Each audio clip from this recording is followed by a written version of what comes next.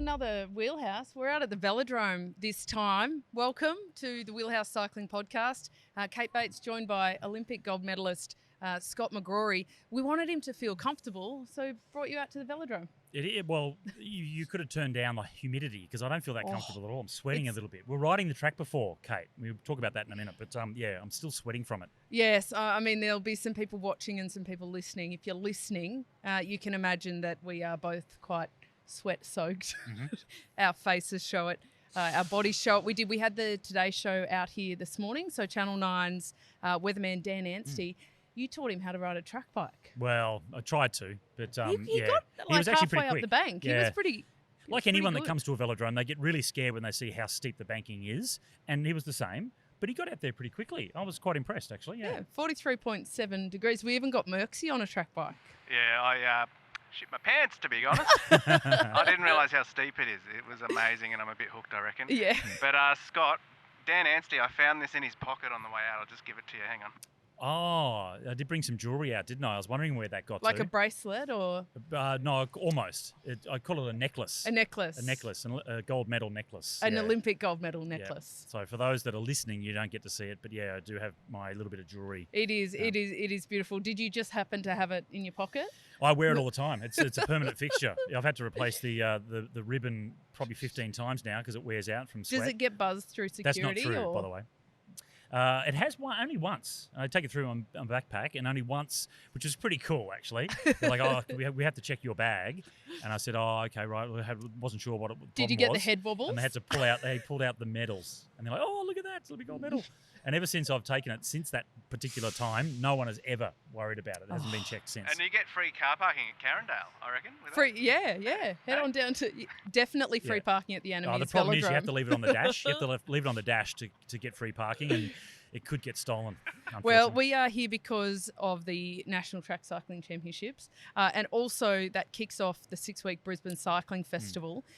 So I reckon, given how much we struggled on the track, we have a bit of training to do between now and the Tour de Brisbane in 6 weeks. Yeah, surely. Might have to up our game there. We're going to talk about track a little bit later, but it's also classics season, and we're going to dive into that. Luke Plapp. We're used to calling him on the track. Plapp and Boff. Plapp and Boff. Team, they were such a best Madison team. I think great pub name, Plapp and Boff.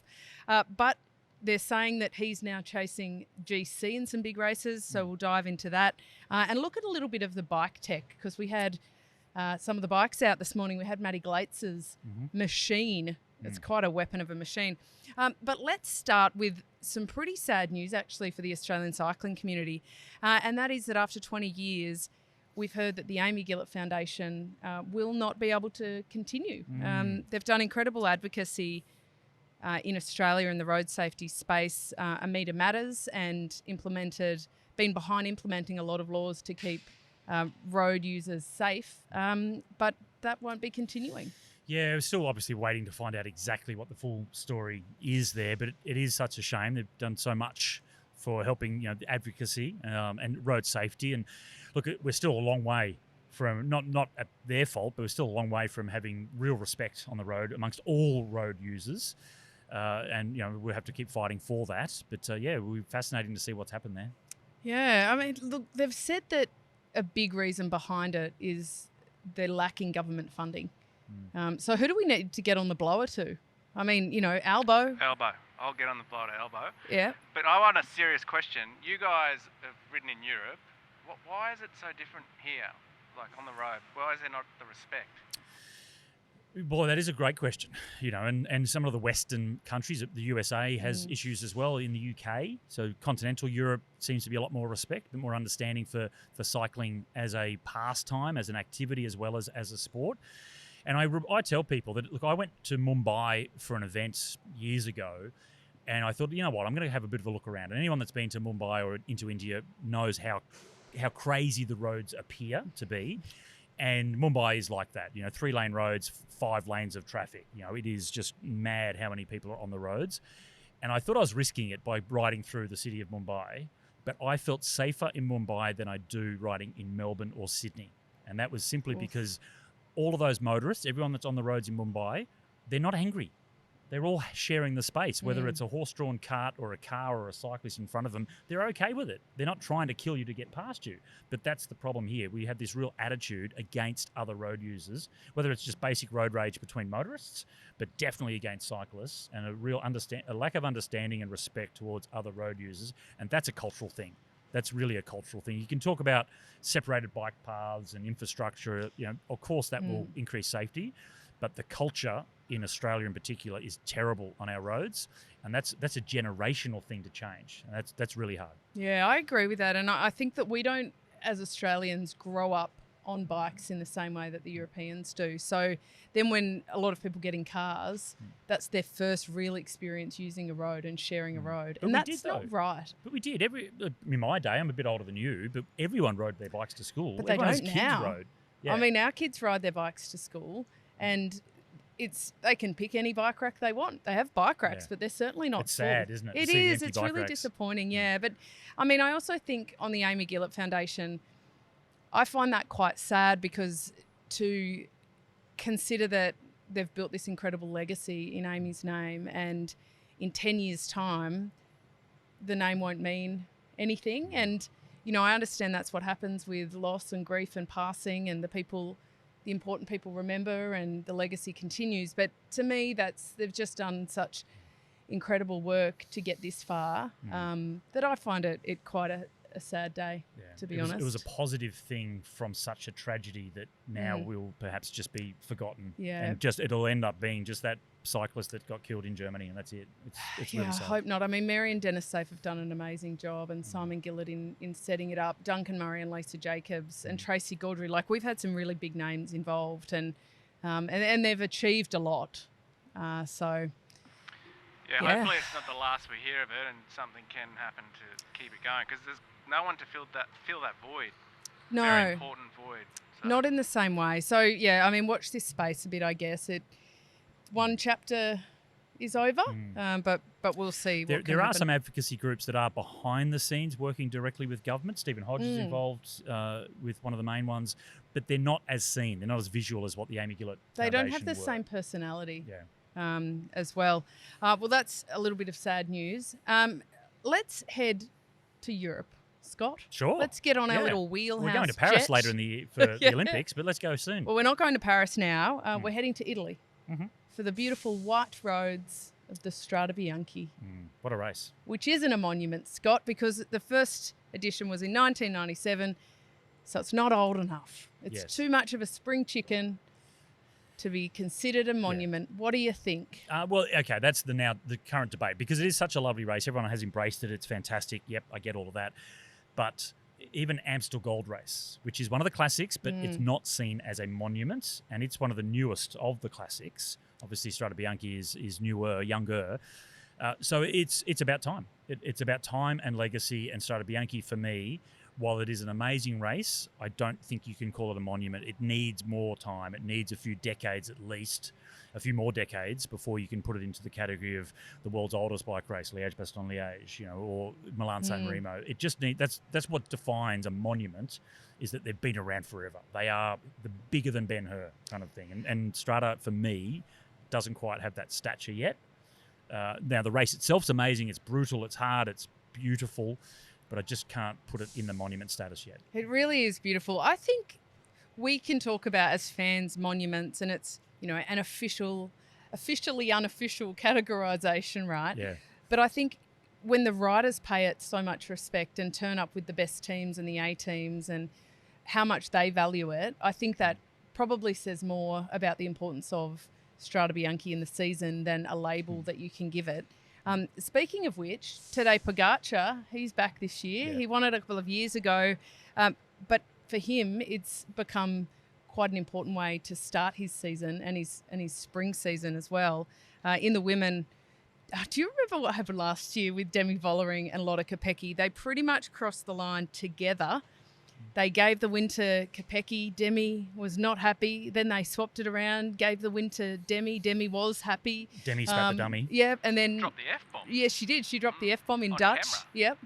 Yeah. Fantastic. But then Kristen Faulkner got third. It was the highest drama race of the whole season, but then later got disqualified because she was wearing a Super Sapiens glucose monitor in the race, and they didn't figure that out until after they saw photos from the presentation and they could see the disc under her jersey. So it's just madness. It's like all of the drama to go along with a beautiful Italian scenery. It's got everything. One of the things that gives it more status is, and that the field in both men's and women's is so strong, perhaps also because it's early in the season. So this is the first big one-day test for the riders. We had Omloop had Van Nieuwsblad as the classic season opener. This is now the next one ahead of Paris-Nice and Trino Adriatico heading towards Milan-San Remo. So it would be interesting if it was late in the season, like Il Lombardia or Giro de Lombardia, what the start list would be like if it was late in the year. I think it is benefiting from being an early season race because it becomes a test, right, for all the classic riders. They want to do this. They need to go really deep early in the season to be ready for the big classics. So maybe that's why it's also benefiting. And it's a really important part of developing for later in the season. We had Henk Vogels on earlier in the week, and he aptly named the show How to Win a Spring Classic. And, he was reminiscing a bit and wishing that he had converted a few of those podiums into the top step. But, he talked about how every classic has different flavours, but you can categorise them a bit. You've got the cobbled classics, you've got the semi-classics, you've got over then to the Ardennes. But just from a perception, the Tour Down Under in Australia plays a really important role because it's the first World Tour race of the season. And so Strade Bianche, it isn't the first because we've got Het Nieuwsblad, Kuurne-Brussel-Kuurne, Les Semin. We've already had a few, but this is really the first all eyes on, isn't it? I mean, even in terms of broadcast, SBS are putting a big broadcast on for it. They're taking it a bit more seriously. So it kind of is the opener of the big classics for the season, right? And that is what has changed in the last 5 years, that it has become more important, which is why we're having the debate about whether it should be a monument or not. And I'm sure there are people out there that think that it should be. I disagree for now. But, it certainly has very quickly grown in stature. Well, now a little bit lower on our rundown, but I'm going to bump it up because I'm going to link it in here. Now, we've seen that Jumbo-Visma, we now know they're Visma Lease Bike, but last year's team have just released a docu-series, like Jumbo-Visma TV, they're calling it, which is like the new gen, right? Like they're putting out their own content. How much do you think broadcasting and this kind of content generation is actually changing the perception of whether races are important? So if SBS are putting a lot into Strade Bianche and so it's eyeballs on it, they're making it more important. Do you think that that's perhaps for Aussie fans elevating some races above others simply because of accessibility, especially without GCN now? Possibly. And without GCN, it's everyone's asking the question, how can we watch all those other races? And look, there are ways. People are all sort of scrambling to try and find out how to watch all of the smaller races. In terms of Jumbo TV or Lisa Bike TV or however they want to, or streamed, whatever. Well, then they put themselves out there, right? Yeah, like now we good. Want to follow them more and we like them more because we see more. I think it's good in a couple of ways. So it's great to get behind the scenes in any sport endeavour. And one of the problems that cycling has, if you're looking helicopter shots of the Tour de France peloton, motorbike shots of them, helmets on, glasses on, you don't get to see the personalities of the athletes. And that's where you get the buy-in. Now, I just watched the Jason Kelsey and Travis Kelsey doco on Netflix the other day, right? Now, I didn't really know much about them, Tay-Tay's boyfriend, whatever. I didn't know much about the older brother, Jason. Sorry, just no disrespect to him, but he won a Super Bowl. I didn't know. But I now know those guys, and I've seen them, and I've listened to them, I've watched them do their podcast, and I've got a much more of a buy-in because I actually can identify who these guys are now. And that's what we miss in cycling. Perhaps Jumbo TV could be that bridge to get behind the scenes. And I think also, because the most powerful entity in the sport at the moment is ASO, the Tour de France organisers. They hold all of the big money TV rights for their events and pretty much have the rest of the sport to ransom because of that. So if the teams can take back some media power and some control, maybe that leverage may come back towards the teams themselves and away from ASO, which I think we need. Little fact I learned about ASO, did you know they own L'Equipe? The newspaper. The newspaper. They own it. How's that? How's that for controlling the narrative? Yeah. I mean, It is interesting because if you look at a documentary like what they did on the Tour de France a couple of years ago, that was very editorialised, and they told the stories they wanted to tell, and they crafted it, and perhaps influenced by what they found, but certainly with an idea in mind. I would love it to go full reality, because when it is by a team, they are going to curate that a little bit. I would love just full, no holds barred reality TV and just really see what goes on. I mean, we know what goes on, but how good would it be seeing Lulu Alaphilippe and Lefebvre having a chat? See, that would be so good. Bring Gunther Steiner in from. He's free. He was the Haas team of the Drive to Survive Formula One. He was the star of that series the first couple of seasons, and he can bring his swearing into cycling. But it was just his honesty. That's what captured people, I think, into the Drive to Survive series to start with, and they weren't really sure what to expect. And he was the real star. He was open. He was raw. And cycling don't do that. And one of the reasons in cycling, they are a little bit more protective because it can be such a dangerous sport that if you say some of the truths about your teammates or your competitors, that can then play out on the roads, right? And then if you really are upset by what someone said in a broadcast, you can then come back to try and, do something, either try to crash them or make sure they don't win or work against them. That makes you a bit of a shit person though, doesn't it? But there are plenty of shit people out there. That is true. That is true. And Alaphilippe's boss is one of them. As a producer, that makes for good... It's good TV. Exactly, yes. Well, you want heroes and villains because on the racetrack, out on the roads, you create your own narrative and your own heroes and villains, and sometimes people turn against, like Chris Froome, people turned against him because he won too much. He was a really good guy, really nice guy, yet people just disliked him. Yeah. Simply because he was quite dominant. But if you had have peeled the layers he had back a terrible and maybe style as well. understood, he looks like a stick creature on a bike, like a praying mantis, let's be honest. But it was fast. Yeah, I just think you peel back those layers and it becomes quite interesting. Now, speaking of characters, one of the biggest characters in Aussie cycling that's been developing is one young Lucas Plapp. Plappy, if you will. Now, we mentioned earlier that we commentated on him when he was an under-19 on this very velodrome. They won the Madison, him and his teammate Boff, so Plapp and Boff, best Madison. You cannot convince me otherwise that there is a better named Madison pairing.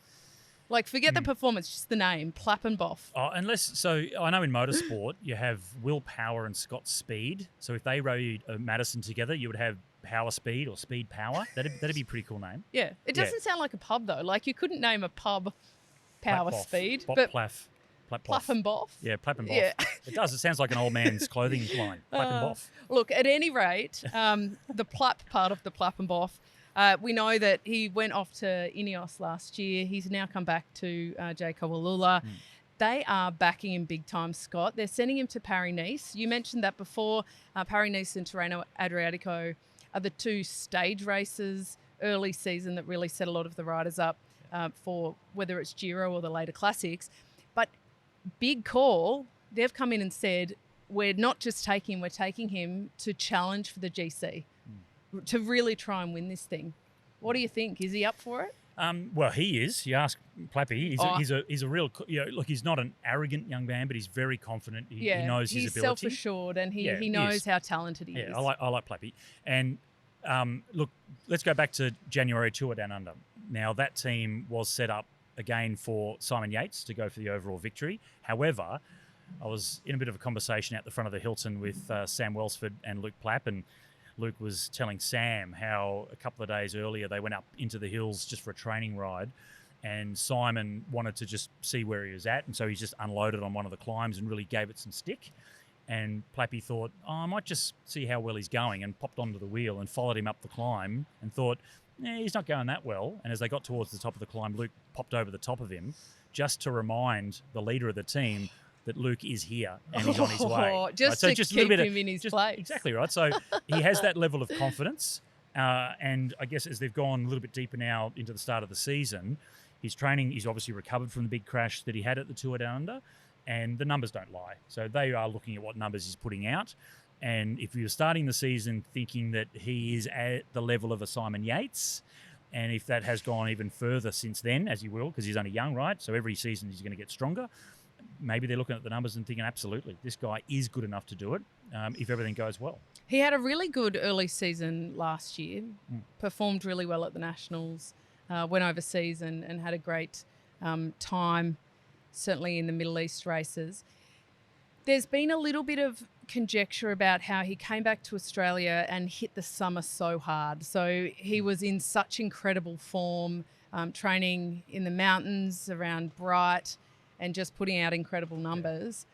How does, after Paris-Nice, like what's the end game this season? Because he can't keep going at the rate he has been going since December. Do you think Paris-Nice will be a little bit of a pause for him? See what he can do there and then see if he can reboot? Yeah, it's interesting, isn't it? Now, without knowing what his actual training schedule is, and look, maybe that summer early on, he rode the Tour of Bright up in December, which is just a club race, right? But he lives up there, so in Wandillagong. Yeah, but he rode it hard. It wasn't just that he rode it. Well, hard by his opponent's standard. Like, I don't know. We don't know exactly how much he put into it. He's just so much better than all those guys. Yeah, I mean, so that's the question. I think he broke some Strava records. Yeah. His own. So I think there was at least an element of giving it a nudge. Yeah, it will be interesting to see how it plays out. Look, obviously they know that he's in good form. That's why he's going to target Paris-Nice. Yeah, I would love to see him succeed. Another factor this year compared to his last couple of seasons is that he was still dabbling on the track previously, so still hoping to go to the Olympics as a track rider, still trying to be a part of the team pursuit team, trying to do the Madison as well because he is passionate about the track, so he wants to do that. This year, that's all finished. Right, he now knows he's not doing the track anymore. It's full-fledged road rider. Don't worry about going to the Olympics for the team pursuit. That's gone now, and it's all about time trial at the Olympics. So he can also then focus on all of the road. So I think we'll see a change in him very dramatically this year, where it's a full focus on road, and I think the results will come because he clearly has the ability, and we'll see that perhaps in Paris-Nice for the first time. Yeah, and certainly keep an eye on him, and good luck to him. You said the word factor. I'm going to use that as a segue. Yeah. We're out here at the Anna Meares Velodrome. Last night, the Brisbane Cycling Festival kicked off. It's a 6-week cycling festival started by the Australian Track National Championships.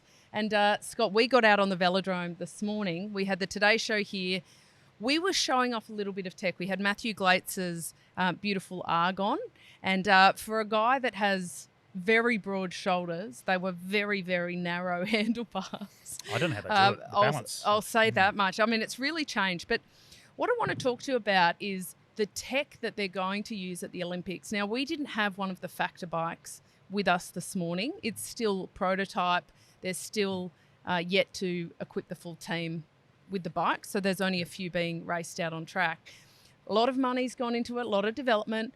What's the difference? Like, talk us through the tech improvements, because it's literally been buckets and buckets of money for, micros of a second. Yeah, it is. And it is interesting with the tech because the tech itself won't necessarily win you the gold medal in Paris. If you're simply just stronger and more powerful, you can still win, right? So it's not like Formula One where everybody knows Red Bull's going to win the World Championship again this year. It's not fully an arms race. No, it's not in the same way. But yet it still is, right? You'd prefer to be, if it's going to come down to a 10th of a second or a 100th of a second, you want to be on the faster bike, wouldn't you? So, and that's what the factor guys are trying to do for the Australians. And it is specifically built for the team pursuit, not for the sprinters. The sprinters are still riding the Argon 18s at the Olympics this year. They haven't built a bike that is, I guess, sideways strong enough for the pure sprinters. Well, that's because coming next. They put out over 2,000 watts. Yeah. And so you can't quickly whip up. Yeah, and to put that into layman's terms, that. That is a S-load of watts. Yes. Yeah. And they're riding really big chain rings these days. I think Matty Glates's bike had a 66 tooth chain ring on it today. That was the warm-up ring. And so you can imagine just the torque that goes through that bottom bracket. Like, they have to be so incredibly stiff, don't they? Yeah, they do. And look, so the TP bikes from Factor, the first thing you notice on them is the wide forks. And we saw this with the Lotus Hope bike as well. The Japanese have developed one with the wide front end. And that is all about having 3 aerofoils at the front instead of one mismatch of a disc wheel hitting fork blades that are really close to the wheel and disrupting the air. Separate the flow of air between the disc wheel and then the fork blades. And then the fork blades, because they are wide, also change the angle of the air as they hit the legs which are really important. It's a really important factor in the factor because the legs just hit so much air. So if you can try and divert some of that, the flow of air away from that very large part of the body, then that will give you more speed. And of course, the rear end of it is same, wide rear end, and the seat stays to make sure that they disperse the wind as well. Are you talking about the bikes or the riders? Well, the sprinters with a wider rear end typically compared to the TP riders. I think Dan on the Today Show this morning said you must have a big caboose to push this. Big caboose. Big caboose. Get on the train. I think that track bike research and development and technology is really interesting because it's essentially a clean slate.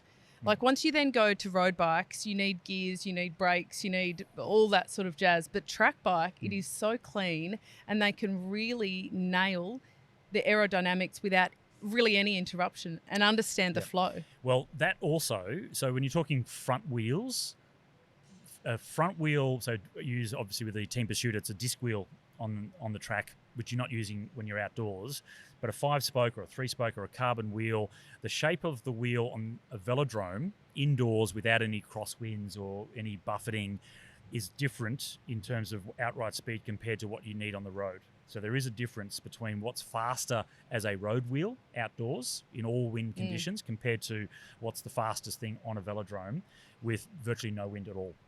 So you might develop something that's super quick for track racing that might not actually be the fastest thing when you go and take that front wheel out onto the road. It's a good playground for the aerodynamics. Well, tyres is the other thing as well. So we're still using old school tubular tyres glued to the rims on the velodrome, slicks, whereas obviously everyone's now understanding out on the road, it's wide rims, 28 to 30 millimetre tyres for road racing, lower pressure, and that is faster than a small tyre at a high pressure because of the vibrations that are caused. But on the velodrome, it's still the old school method because it's a pristine surface, narrower rim, smaller tyre, pumped up to 180 to 200 PSI, rock hard. That is still faster on a velodrome than the wide rims. It's something we spoke about a few episodes ago. We were actually talking about the Colnagos, and we went into Bike Bug, picked some up, had a look. They're beautiful. My memory of Colnagos 10 years ago, because my dad's got, it's maybe about 15 years old actually, my dad's beautiful Colnago that was the good bike only. So it only got ridden, maybe twice a month and it's still in pristine condition. But it still wasn't the kind of bike I would ride pretty.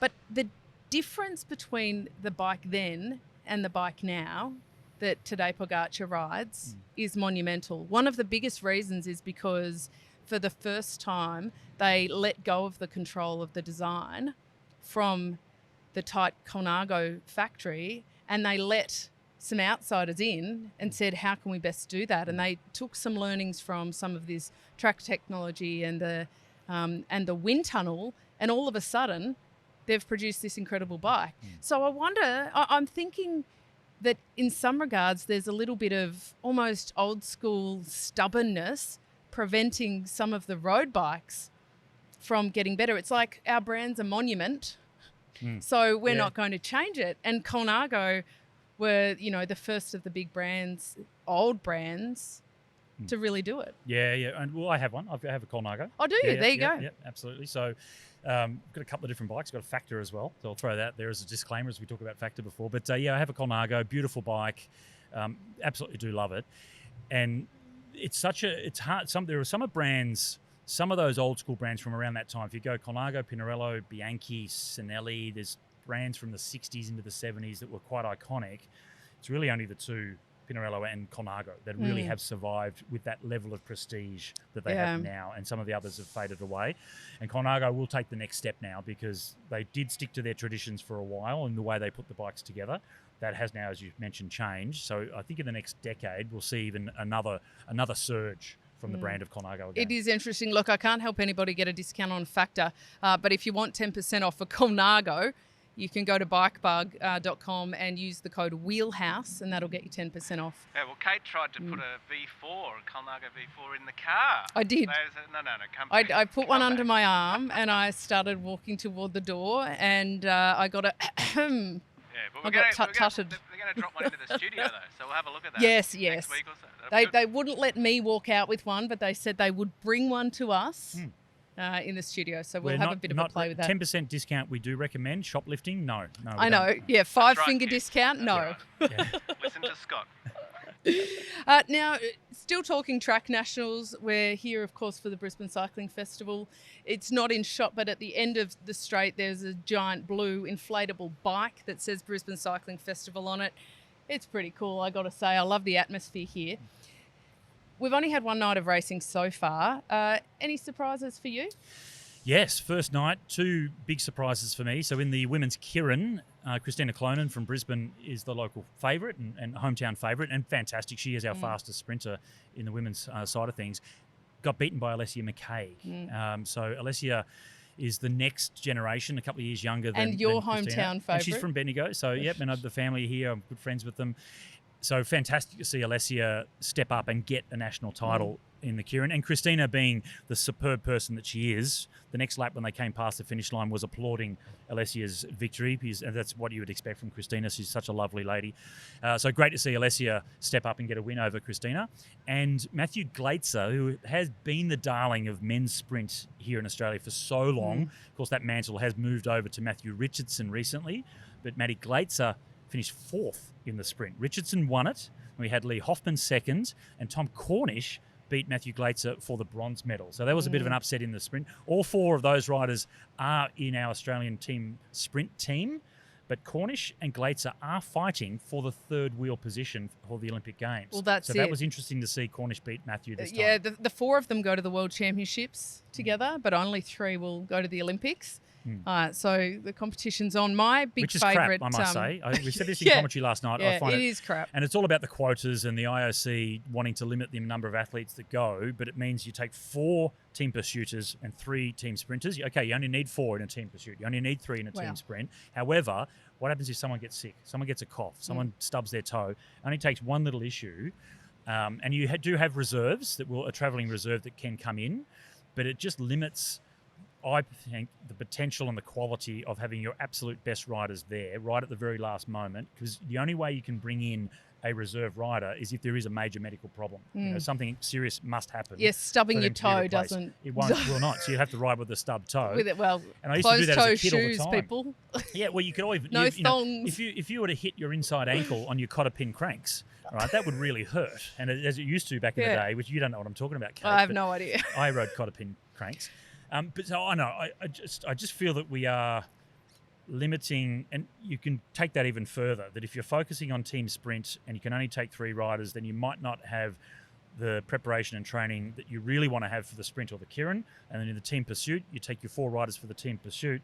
One of those guys must ride the Omnium. 2 of those guys must ride the Madison.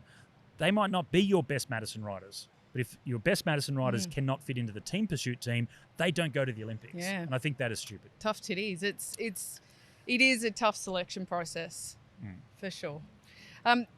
Rant over. Rant over. Well, you didn't mention the swimmers, and I'm going to keep moving before you do, because normally swimming gets brought up in they that. They take 3,000 athletes per nation to the Olympics for swimming, because they have the dog paddle. The side paddle, the dog paddle. The backward dog paddle. The breaststroke is a good one for going across to the bar when you're swimming in Bali. You know, that's what that one's for. I don't know why it's an Olympic athlete. It's an Olympic event.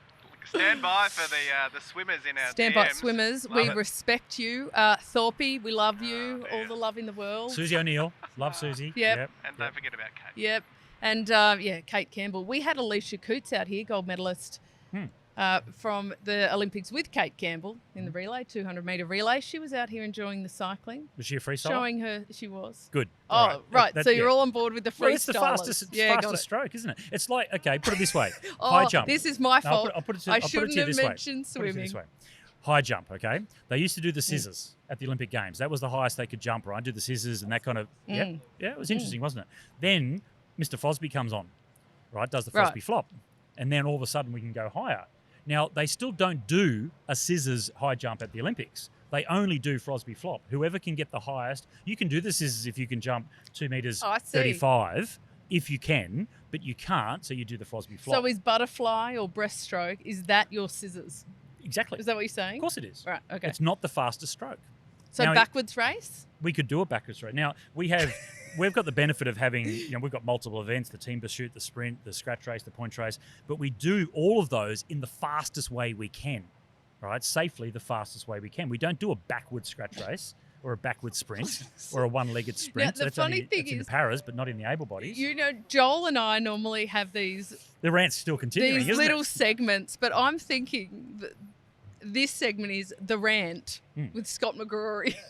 Yeah. I'll just drop you a topic every week. Yeah, okay. I used to do triple jump as a kid, and I used to love that. But it's one of the things you could probably throw in there, like, triple jump and long jump. Triple Come jump's on pretty there, cool. like that's getting close to Scissors and Frosby. Yeah. Now the punters are coming in, so we need to wind up.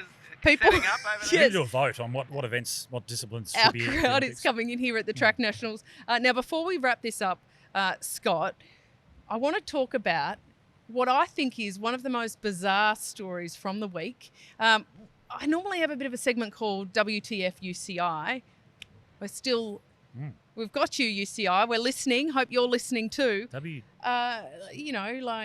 the fire truck. Weird, true, freaky. Yeah. World Triathlon Federation. Because they always, some of the rulings and some of the things that happen, you're just shaking your head.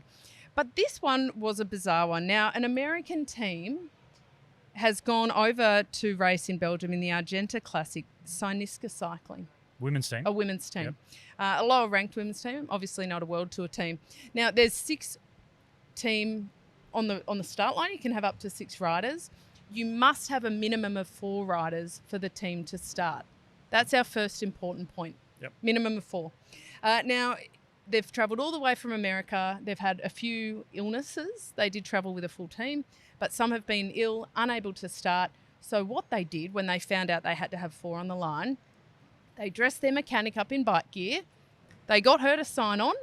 Oh, you said her. I thought, okay. Yeah, no, it wasn't. The beard might have been a giveaway, but no, it was a female. It was a lady. Okay. All right. And off they went, right? The UCI has then charged them with sporting fraud. The director has had a 2-year suspension chucked on him. All of the mechanic a 1-year suspension, and the riders a 3-race suspension, all for fraudulent sporting activities. Yeah. What do you think about that? Okay, so look, I get it. It was fraudulent, so I get that. But the punishment for me is way too harsh because they weren't trying to cheat for an advantage. They were just trying to give their free riders a start. They'd spent all the money to come to Europe, so I can get why they tried to do this. I don't recommend it, of course, but I think along with shoplifting, don't do it. So the mechanic wasn't going to ride. No, just line up. No, just sign on. You've got your 4. You can start, right? And they may have ridden the first couple of Ks and then got in the car. We don't know. However, I get it. They've done the wrong thing, but the punishment doesn't fit the crime because they weren't trying to cheat for an advantage. They were just trying to get their riders onto the start line. So I think the punishment is too harsh. Well, I think the statute of limitations has probably passed, but in 2001, I, as part of a team, committed sporting fraud because we got with an Australian team, I might add. We were over in Belgium for the World Championships. This is when track World Championships were at the end of the year, so they were around September. And we only had 3 endurance riders and Anna Meares. And so Kerry would kit up. You had to have 4. She would kit up for each race. She would ride less than 500 metres down the road and she would jump in the car. So she wasn't actually racing, but she would put her kit on, sign in and roll just to allow us to even race. Which at the time, what baloney, like how ridiculous that we've come all the way from Australia and we want to race. I just think... that's the first time the word baloney's been on the podcast. Is it? Yeah, episode 84. Could be a future potential sponsor there. Go to I'm pretty sure the UCI used that case as an example. That's why the rule was brought in because of what you guys were doing back then. Yeah. So fraudulent. 20 plus years later. Yeah. Well, you even took that to recently with the Olympic Games where you could have, I think it was Bourget from France, started in the mountain bike race he did. Or something like that. Yeah, to get around the quotas. So he was technically down as a mountain biker, so they gave an extra sprinter. Sporting fraud. Yeah, that's sporting fraud. Well, look, we are getting the natural wind up here because the racing is about to start, and so The venue commentators are about to come on. Shout out to Matt Pointer. We can see him giving him a wave. Before we go, we have to say thank you to Brisbane's friendliest and greatest mate of ours, Peter Macris, for coming out at 6 o'clock in the morning to ride around the velodrome. Yep, he did. He put on a legend. great show. I think he scared the pants off Dan as he zoomed down, doing a few hot laps. There he is, Scott McGrory. Look at him, the big grin. What a legend. He's a So champion. thank you very Thank much you, to him Peter. for coming out. That's good And- TV, having someone's pants scared off them. Well, maybe it depends on morning the show as well. time Morning zone. show. Ooh, And big thanks to Louise Jones as well, who has just been an absolute superstar. If you are in Brisbane, come out to the Brisbane Cycling Festival. Either the Track Nationals, they're going on until Tuesday, but if you're listening after that, get involved in the Brisbane Cycling Festival. And Scott, thank you very much for joining us on The Wheelhouse. My pleasure. What a Thanks, pleasure it's Scotty. been. If you're not in Brisbane, tune in to the broadcast, watch it on repeat. You can check that out over at SBS On Demand or on the Oz Cycling YouTube page. Can I just say before we go, one of my first girlfriends was an Olympic backstroke swimmer. So I do like all my swimmers. I knew love- this was coming back to I love swimming. my swimmers, all of what them. About it? What's But the story? it's only when we have to cut the amount of athletes we take for our sport, and other sports can take as many as they want. That's my bugbear. Scott McGrory is now wondering how I'm his backpedaling comments quickly. are going to... I'm backstroking right now, Yeah. getting out of this. Laurie Lawrence on the phone. Yeah, and Hi, Laurie. Joe Griggs, Sian Rooney, we love you guys. Oh, we do. Liesl. Yeah, we do. Yeah, they may hate me now, but I love them. So. All right, well, you're welcome back anytime if the swimmers don't riot. Don't shoot me. The velodrome's next door to the swimming pool. Oh my Literally- God, they'll be literally waiting for is Scott next out door. the front, righto? All right, like, share, Throwing their togs at me. Yeah. You subscribe, can't. follow. We'll see you next time.